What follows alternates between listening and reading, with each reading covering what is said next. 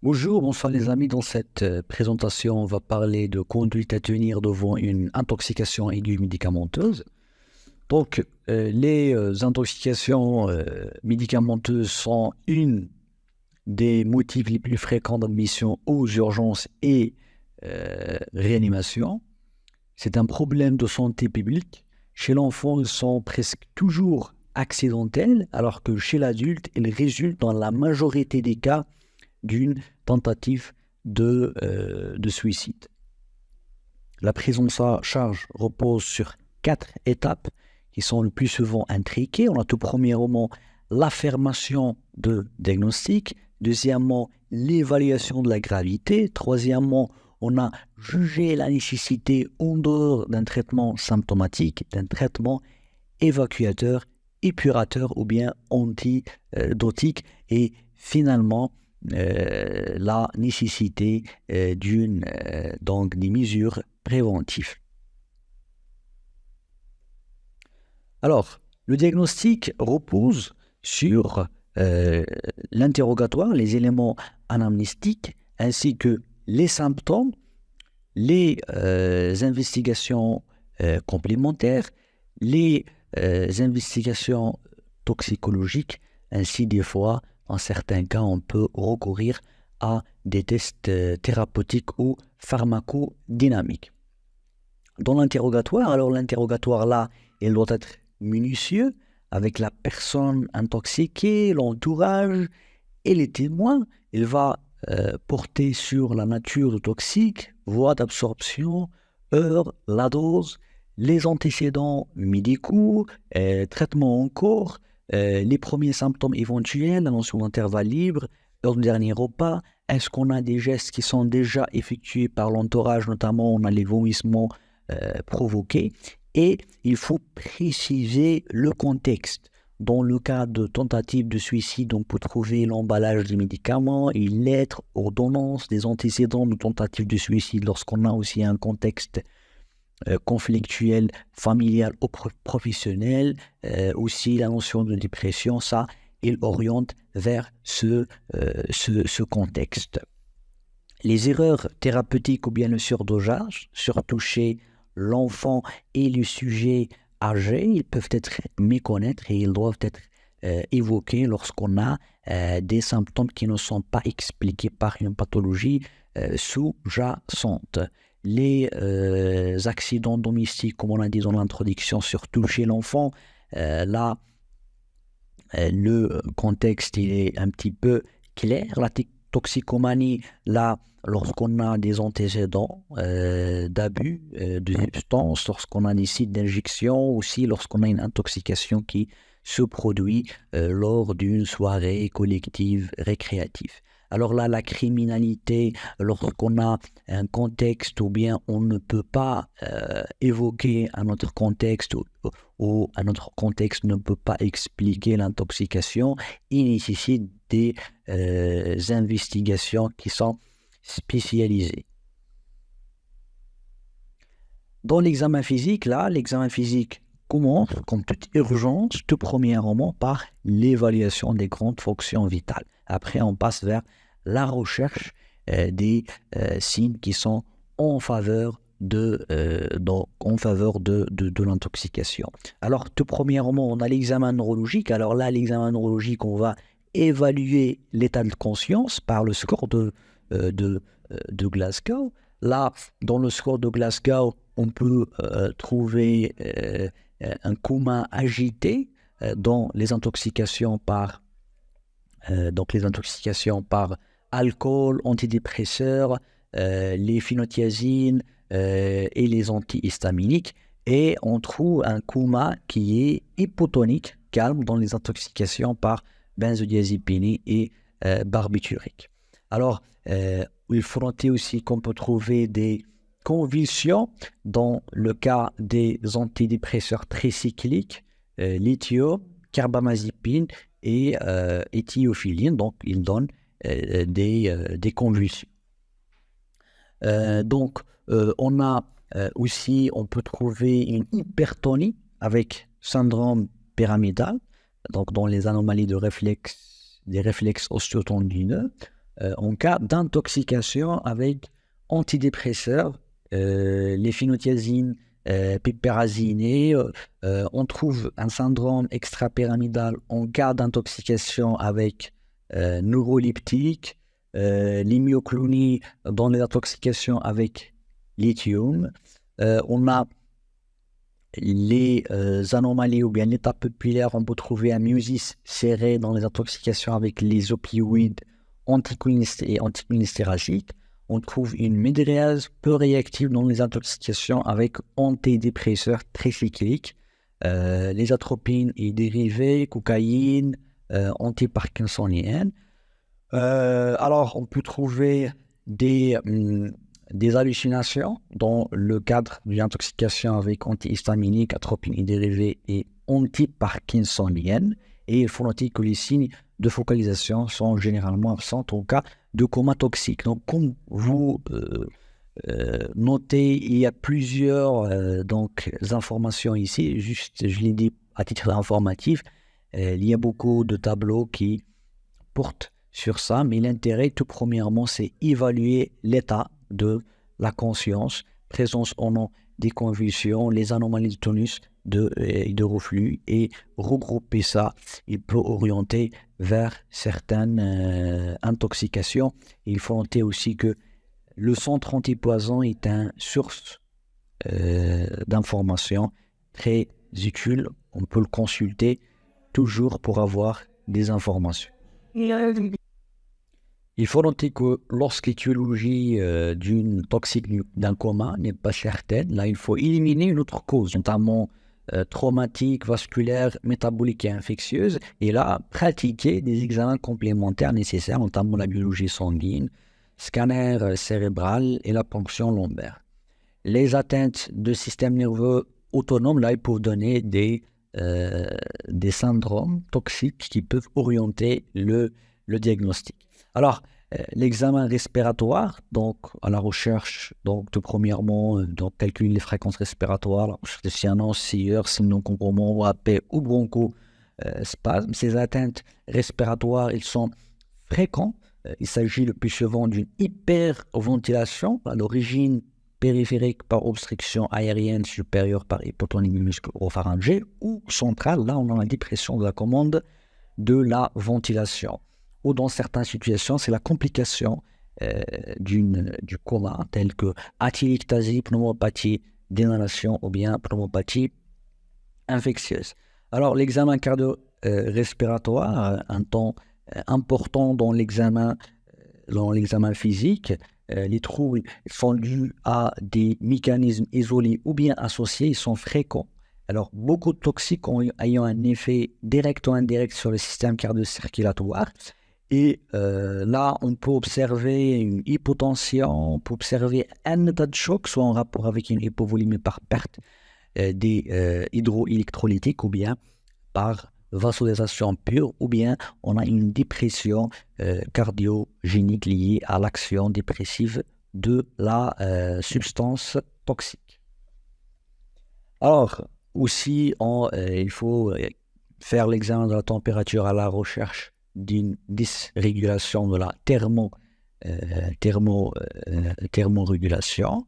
Là aussi, j'oublie que dans le CG, les troubles de rythme, alors là, certains troubles de rythme ils vont orienter le diagnostic. Alors là aussi, les signes de compression, rhabdomyolyse, dans le cas de rhabdomyolyse. Les troubles digestifs aussi sont fréquents, donc les vomissements, diarrhée aussi, à ne pas oublier les atteintes hépatiques. Alors, concernant les examens complémentaires, alors là, dans les examens complémentaires, on a certaines anomalies biologiques. Là, ils peuvent orienter vers le diagnostic. Ils ont une réelle valeur diagnostique et aussi ils aident dans la stratégie thérapeutique. Ils sont dans certains cas le reflet de l'effet direct de toxiques et de ce fait, ils sont très utiles. Alors là, sur le plan diagnostique et thérapeutique que l'analyse toxique. Là, un bilan standard, donc le CG toujours, la glycémie, très importante à faire.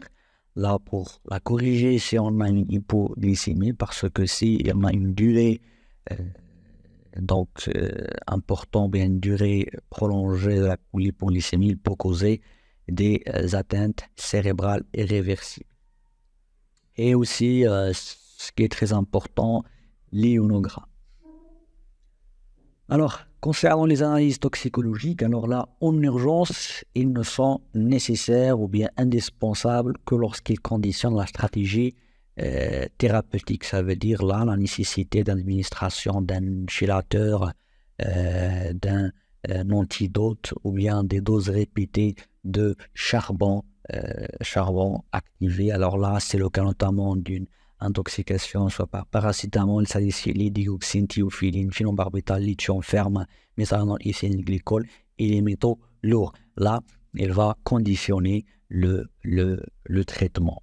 Donc là, en dehors de ces intoxications, l'analyse toxicologique, il n'a pas ou peu comment dirais-je, il n'a pas d'incidence sur le traitement. Alors, le CG, comme on a dit, le trouble de rythme. Alors, le CG, il fait partie de l'examen clinique cardiologique. Là, les troubles de rythme, ils peuvent orienter certains troubles de rythme vers le diagnostic de toxiques. Et comme ici, ces tableaux, il regroupe les principaux toxiques avec les perturbations causées. Alors là, vous pouvez faire pause et regarder ce tableau. Alors, concernant les tests pharmacodynamiques ou thérapeutiques, là, on a certains traitements, ils peuvent supprimer rapidement les symptômes et donc confirmer le diagnostic de certaines intoxications, notamment le cas d'intoxication par benzodiazépine, là lorsqu'on va injecter injecter, là on va voir les benzodiazépines, le flumazenil, là, et si on a le patient, là, il fait un réveil complet de son coma, calme, hypotonique, là on confirme le diagnostic. Si on a un réveil qui est accompli, là on suspecte une intoxication associée contenant une benzodiazépine. Et si on n'a pas de réveil de patient, là on a éliminé le diagnostic de l'intoxication avec benzodiazépine. Alors, dans les intoxications opioïdes, l'injection de la naloxone, là, il peut réverser les symptômes et de ce fait confirmer le diagnostic. Alors là, on va parler des principales intoxications médicamenteuses ainsi que leur traitement. Là, le paracétamol, c'est une cause qui est très fréquente d'intoxication médicamenteuse parce que c'est un médicament qui est disponible, qui est présent dans toutes les maisons. Le paracétamol, la dose toxique, il est une dose qui est supérieure à 150 mg par kilo. Alors 8 à 10 grammes chez l'adulte. Le plus souvent, on n'a aucun symptôme, parfois des signes digestifs qui sont non spécifiques, notamment des nausées, vomissements, douleurs abdominales avec diarrhée. Alors la gravité de l'intoxication par paracétamol, c'est l'atteinte hépatique, cétolytique. À l'examen biologique, on a une élévation de l'azote alate avec trouble de l'hémostase et insuffisance rénale aiguë. Alors là, paracétamolémie, là, il a un intérêt pour le pronostic et thérapeutique après la 4e heure, puis chaque 4 heures, ce qu'on appelle le nomogramme de Prescott, comme vous voyez ici dans ce tableau. Alors le traitement repose sur l'administration de N-acétylcystéine, non commercial, c'est le fluimicine. La mode d'administration, donc soit par voie orale ou intraveineuse. Si on a des troubles digestifs ou troubles de conscience aussi, le patient il a reçu de charbon activé. La dose, lorsqu'on utilise la voie intraveineuse, on va utiliser une dose de charge qui est de 150 mg par kilo sur 60 minutes.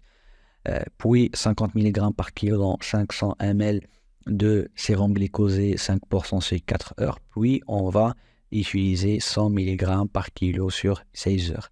Lorsqu'on utilise le voie orale, la voie orale, là, 150 ou bien 140 mg par kilo en dose de charge, puis 70 mg par kilo toutes les 4 heures pendant 72 heures. Alors, les salicyliques, là, la dose toxique, c'est 20 grammes chez l'adulte et plus de 100 mg kilo chez l'enfant. La symptomatologie, donc on trouve des troubles digestifs, hyperventilation d'origine centrale, des troubles neurosensoriels, et dans les formes graves, on trouve cétolyse hépatique, coma, convulsion, hyperthermie majeure avec sueur. C'est un élément diagnostique très important. On a l'OAP, la déshydratation, des fois il peut mimer une insuffisance cardiaque. Surtout, on a les patients, c'est le patient âgé qui prend les salicylés, notamment l'aspirine, comme un traitement préventif. Là, ils peuvent vers une intoxication et mimer une insuffisance cardiaque. S'il peut donner l'alcalose respiratoire, l'hypocalémie, puis acétose métabolique et des troubles de l'hémostase. L'intérêt de salicylémie, surtout pronostic, il est grave s'il est supérieur à 500 mg par litre à la sixième heure. Alors le traitement, il comporte la réhydratation, l'administration de bicarbonate de sodium là, pour corriger l'acidose et augmenter l'élimination rénale de l'aspirine. L'apport de glucose, parce qu'on a, surtout chez l'enfant, on a un risque d'hypoglycémie.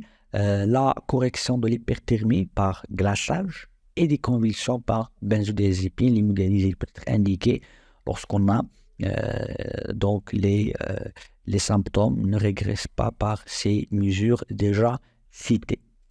Alors, les benzodiazépines, comme on a parlé tout premièrement dans l'examen neurologique, ils donnent un coma calme hypotonique, pas d'anomalie pupillaire, avec dépression respiratoire, hypotension tachycardie, hypothermie. Chercher la prise d'alcool associée ou bien une polyintoxication médicamenteuse. Des traitements reposent sur le flumazenil. Donc, il va faire disparaître soit complètement lorsqu'on a une intoxication seulement par les benzodiazépines, incomplètement là on suspecte une intoxication associée contenant les benzodiazépines. L'intoxication barbiturique là aussi dans le coma calme profonde hypotonique, avec une anomalie pupillaire, myosis réactive, dépression respiratoire, état de choc, hypothermie avec rhabdomyolyse. Alors les intoxications par opiacés, notamment morphine et héroïne, dans coma calme hypotonique avec myosis serré, dépression respiratoire et troubles vasomoteurs. Le traitement, c'est le naloxone, il peut réverser les symptômes. Les antidépresseurs tricycliques là donnent coma avec agitation, syndrome pyramidal et convulsion. Ce qui est grave sont les troubles de conduction, troubles de rythme torsade de pointe, troubles de l'excitabilité qui peuvent aller jusqu'à la fibrillation ventriculaire. L'intoxication digitalique non-convulsion avec céphalée, dyschromatopsie vert, nausée, vomissement, trouble de transit, trouble de rythme de conduction et l'hypercalémie. C'est un signe de gravité et la digoxinémie trouve un intérêt dans le pronostic. Alors, tout premièrement, dans le traitement, dans la prise en charge, on a parlé de certains traitements spécifiques, mais le traitement repose sur la prise en charge des fonctions vitales comme toute urgence. Donc là, il faut détecter les détresses et les corriger, donc notamment les détresses respiratoires par l'oxygénation, aspiration, libération des voies aériennes supérieures, intubation, ventilation assistée, c'est coma, convulsion, etc. La circulatoire, voie veineuse périphérique, le remplissage, les massages cardiaques externes. Donc le cas de fibrillation adrénaline, c'est le cas de l'arrêt cardiaque.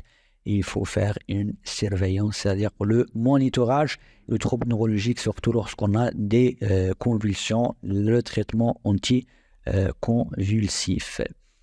Les traitements évacuateurs épurateur, là, les vomissements provoqués, ils font que n'ont pas d'indication en pratique. Le lavage gastrique, il a un intérêt uniquement lorsqu'on a l'ingestion et de moins de 1 à 2 heures, à une quantité de substances toxiques non carbo-absorbables. Et il faut noter qu'on indique ça en l'absence de contre-indication. Par exemple, si on a un patient comatonnement intubé, ingestion de caustique, hydrocarbures, pétroliers ou de produits moussants. Le charbon activé, là, il peut être envisagé aussi lorsqu'on a une ingestion récente depuis moins de 1 à 2 heures de quantité toxique dans le genre de substance qui est carbo-absorbable. Et en l'absence de contre-indication, toujours le patient comatonnement intubé, ingestion de caustique, hydrocarbures, pétroliers ou de produits moussants. La diurèse osmotique alcaline, là, lorsqu'on a une intoxication sévère par phenobarbital, aspirine, méthotrexate et les hypricides.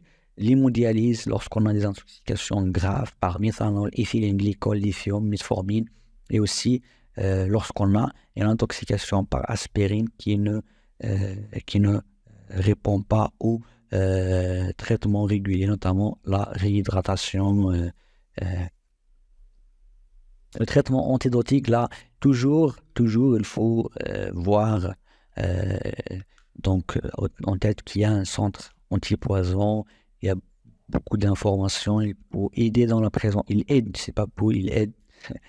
Et donc, dans la prise en charge, donc les principaux médicaments et leurs antidotes dans les benzodiazépines qu'on a parlé, le flumazenil, le piacenaloxone, paracétamol, le N-acétylcysteine, les bêta-bloquants, le glucacan. Et la prise en charge psychiatrique, donc comme on a dit, l'adulte, c'est dans la majorité des cas, c'est une tentative de suicide. Qui dit tentative de suicide dit la nécessité d'une prise en charge en psychiatrie pour éviter les récidives. Et je vous remercie.